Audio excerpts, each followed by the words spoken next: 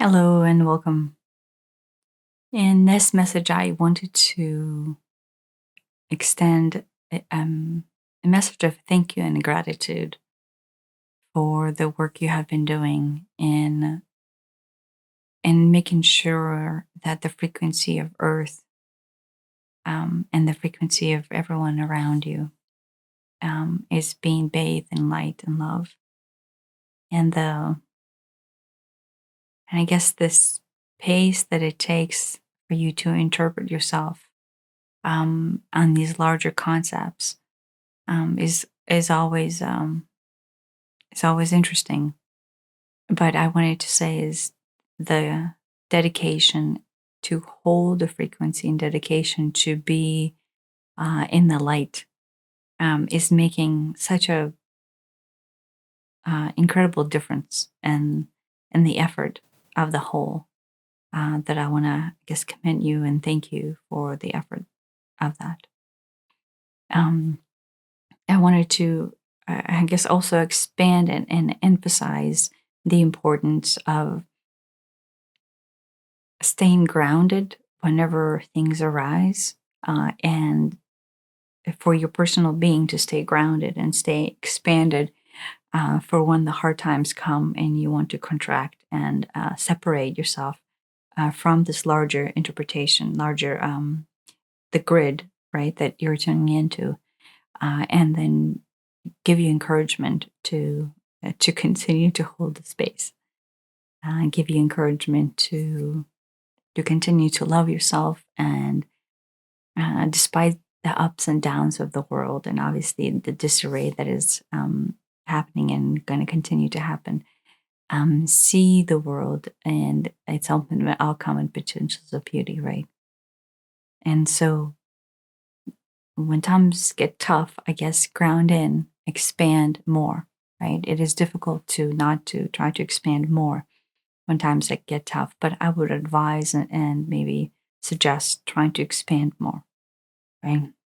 If the energy of chaos are pulling and separating and basically causing larger forms of inertia all around you, double down and then basically expand your reach, expand your grid, expand your love, and push in and basically take on more light within you, right? Because as everybody else is breaking down their barriers, right? There's a potential for more light to be held, and so bring in more light into the spaces that are now available to be adapted into light. And so the energy itself is obviously naturally amplifying, right? And is almost pushing this entire system from within on out in order to have this density to come up. But as the density to come up and these crevices that open up can hold more light, right? And so push more light into those spaces. As chaos comes up, insert more light. As change takes on more form, insert more light. As things trying to get crazier, insert more light, right? And there's an infinite amount of potential of light that you can reach now that the frequency coming in is obviously so much greater.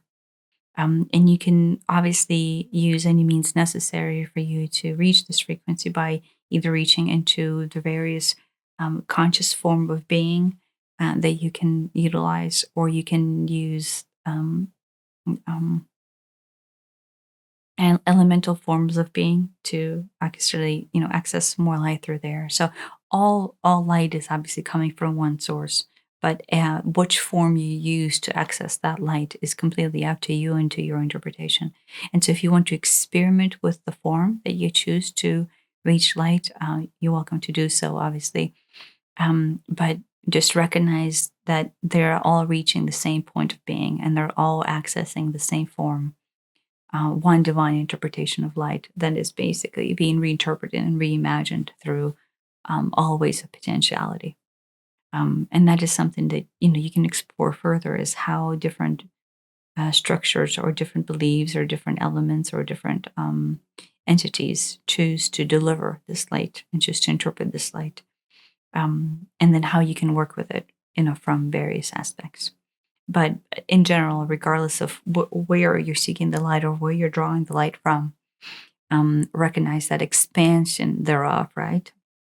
Um, Condensing thereof um, is is uh, is what you're able to do, right? You can expand and take on more, and then condense into the form and fill in those crevices that are now basically yearning for a new message, or they're yearning for a new reality.